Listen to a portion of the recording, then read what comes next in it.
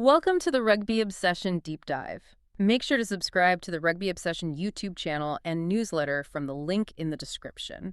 So, imagine training for 4 years, right? Oh, it's a lifetime of work. Exactly. Surviving 70 minutes of just absolute brutal physical combat on the world's biggest stage. Yeah, the tension is just insane. Only to have your entire nation's World Cup dream ended because, well, a single knee grazed a blade of grass for like a fraction of a second. Which is just a staggering thought, honestly. It really is.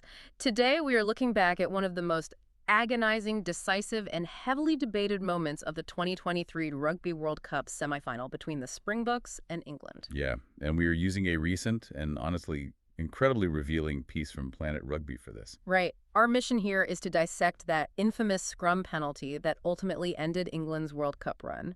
But we aren't just looking at the scoreboard. No, definitely not. We want to examine the massive emotional toll this single whistle blow took on the players, and then compare that directly with the surprisingly clinical mindset of the referee who actually made the call. Because those are two very, very different worlds. Exactly. I mean, being a rugby referee in the final 10 minutes of a tight match, it feels a bit like being a bomb disposal expert. That is a great way to put it. You know, every tiny, seemingly insignificant twitch, every little movement in the mud, it has massive explosive consequences. Right, and that tension is exactly what makes this specific incident a masterclass.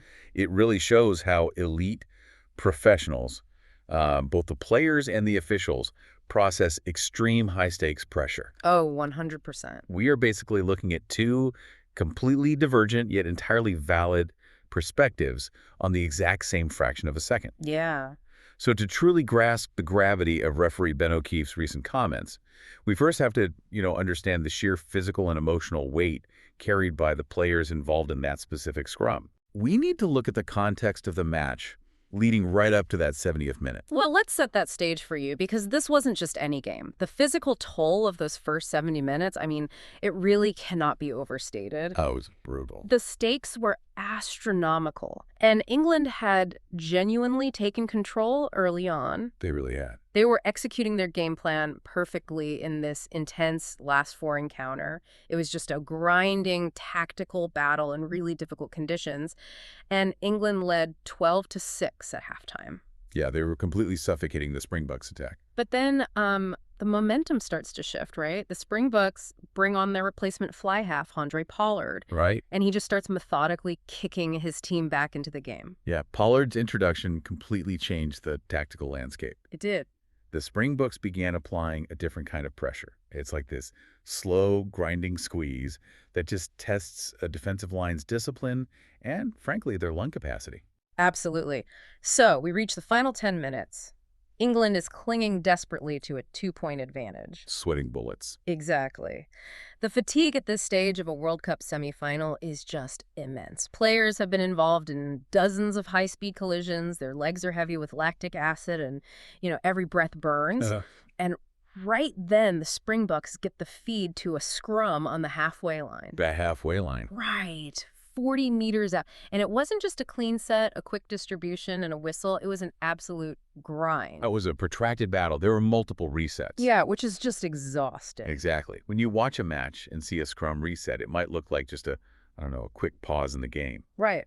But for the 8 massive men binding together, a reset is physically devastating. I can really imagine. They're setting their spines, engaging isometric strength to hold back over 800 kilograms of opposing human force, only to have the whole thing collapse. Then they have to stand up, rebind, and do it all over again. Yeah. The tension in the stadium just becomes unbearable. Yeah. And finally, after those resets, referee Ben O'Keeffe awards a penalty to South Africa. Right. Pollard steps up, dissects the post from 40 meters out, puts the box into a 1-point lead, and books their place in the final. And England is sent home. And the emotional fallout from that sequence is just staggering. The Planet Rugby article highlights some incredibly raw quotes from England prop Ellis Genge. Yeah, who was right there in the thick of that very scrum. Exactly. He recently spoke to the Daily Mail, and he described losing a World Cup semifinal to a penalty 40 meters out, called against him as an open wound. Wow. That phrase, open wound, it communicates so much about the psychology of the front row. It really does. The scrum is essentially a game within a game. It is intensely personal, almost gladiatorial, Right. For a prop like Genge, getting penalized in a scrum isn't just some minor technical error. It feels like a physical defeat. Like he was personally beaten. Exactly. It's a public declaration that the person across from you overpowered your technique or your strength. Yeah. And when you add the context of a World Cup semifinal, that localized defeat suddenly carries the weight of the entire result. Well, he actually went further to emphasize that weight. When asked why it was so wounding, he pointed out the sheer magnitude of the stage. He said, and I quote, "It's a FING World Cup semifinal." Yeah, he didn't hold back. Not at all. The penalty that allowed South Africa to go ahead was a scrum penalty that he was directly involved in. He explicitly said it makes you feel like, quoting again, "you've let the FING nation down." That is a massive burden to carry. It is. He told the fans, you watch the scrums from that game and make your own mind up, but clearly he is carrying this immense weight. Oh, for sure. It honestly makes me question the structure of the sport itself sometimes. Is it really fair to the players that an entire nation's World Cup dreams can hinge on the notoriously dark arts of a scrum reset? I mean, it feels a bit like running a grueling, exhausting marathon, pouring your heart and soul into every mile, only to have the winner decided by who tied their shoelaces the neatest in the final 100 meters. Okay, I have to challenge that analogy because it's not about neatness or arbitrary rules. Fair enough. The scrum is the engine room of a rugby team. To dismiss it as tying shoelaces, I think, minimizes the immense structural warfare taking place. Right, structural warfare is a good term for it. You have to look at the mechanics of what a scrum penalty actually represents. It's often the culmination of one team physically dominating the other to the point of structural failure. Okay, so it's the result of all that pressure. Exactly. The dark arts you mentioned, the slight changes in binding, the manipulation of angles, they are all about gaining a mechanical advantage. Right. When a prop is penalized, it is usually because they have been forced into an illegal position by the sheer pressure of the opposition. I see. So, to a player who is given everything, it might feel fundamentally unjust to lose on a highly technical infringement. Yeah. But within the framework of rugby, establishing dominance in the scrum is a core objective, not just a side quest. That makes sense. But if Genge feels this deeply that it was a subjective theft, the referee has to have an entirely different framework to be able to sleep at night. Oh, absolutely. How does the person holding the whistle justify making a call that breaks a nation's heart? We are going to bridge directly into Ben O'Keeffe's perspective and explore the mechanics of what he actually saw. Yeah, it's fascinating. But first, we want to hear from you. We want to know what you think about this historic scrum penalty. Leave your thoughts and opinions in the comments. And don't forget to subscribe to the Rugby Obsession YouTube channel and newsletter from the link in the description. So let's examine Ben O'Keeffe's view of this exact same event. He recently shared this on the DSTN podcast with Martin Devlin. O'Keeffe provides a window into the highly clinical mindset required to officiate at the elite level. And it stands in stark contrast to Genge's emotional turmoil. And here is where the conventional wisdom really gets flipped on its head for me. You would naturally assume a referee might try to block out the context to stay completely impartial, right? You think so? Just referee the moment, ignore the clock, ignore the scoreboard. But O'Keeffe says the exact opposite. Yeah, he does. He talked about his mental state during those final minutes, and he specifically says he knew the score. He knew it was tight with 10 minutes left. And that hyper-awareness is crucial. He stated, you have to make the correct decision, which is to blow your whistle. You also have to make the correct decision that you blow as well. What does he mean by that exactly? What he means is that in the final 10 minutes of a tight match, the whistle itself becomes a massive intervention. You cannot make a casual error. O'Keeffe mentioned that he is very sharp in those last 10 minutes because he knows that whatever decision he makes or chooses not to make will dictate the outcome of the tournament. Wow. The pressure to just swallow the whistle and let the players play is immense, but ignoring a clear infringement is just as impactful as calling one. Which brings us to the actual mechanical infringement that decided the game. We talked about the dark arts, the massive physical pressure, the fatigue. What did O'Keeffe actually see that prompted him to blow the whistle? He said, and this is the crucial quote, "We had a knee on the ground. By England. That's it. That is the moment. A knee on the ground. It is incredibly specific. Yeah. And it forces us to ask why a referee focuses on that single detail amidst the sheer chaos of a collapsing scrum. Exactly. O'Keefe explains his logic by stating he needed a clear picture. Yeah. He argued that if he didn't blow the whistle for a clear infringement, like a knee on the ground, and play went the other way, it would be a massive error on his part. Because everyone would see he missed it. Right. It would be a clear, definitive decision that he missed. And surprisingly to some fans, he actually says he is pretty proud of making that tough call under that specific pressure.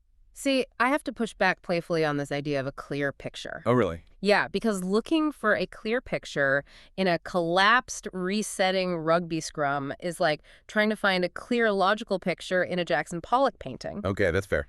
It is just a massive tangle of limbs, mud, and immense force. How can anyone possibly find clarity in that chaos? Well, it might look like a Pollock painting to observers in the stands. Yeah. But to a highly trained referee, a scrum is actually a strictly regulated architectural grid. Architectural grid, okay. Think of the front row as load-bearing pillars supporting a building. 8 men are driving forward with incredible force. Right. If one of those pillars, in this case a prop's knee, touches the ground, the force has nowhere to go but down. The entire structure collapses. Oh, I see. This is incredibly dangerous for the players' necks and spines, and it completely destroys the attacking platform. A knee on the ground is a binary event. It is either on the turf or it isn't. That makes a lot of sense. By anchoring himself to a strict, undeniable technicality, the referee basically removes the paralyzing emotion of the moment. Right. He isn't thinking about the narrative. Exactly. Yeah. He isn't deciding who deserves to win based on the story of the match. He isn't thinking about the millions of fans watching.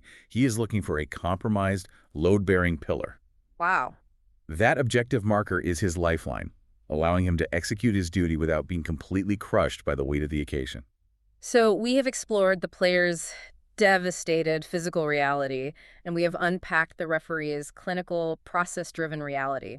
The pain Genge describes doesn't exist in a vacuum, you know? It is the direct result of O'Keefe applying that necessary architectural framework to the game. Exactly. And when we synthesize this, we see the beautiful but brutal contrast of elite rugby. Brutal is right. On one hand, you have the clinical, rule-based pride of the referee, Ben O'Keefe, who executed his training perfectly by identifying a structural failure under immense pressure. Right. And on the other hand, you have the visceral, lingering emotional devastation of the player, Ellis Genge, who feels the weight of a nation on his shoulders over a fraction of a second where his body just gave way. Yeah. Both of these realities are entirely valid.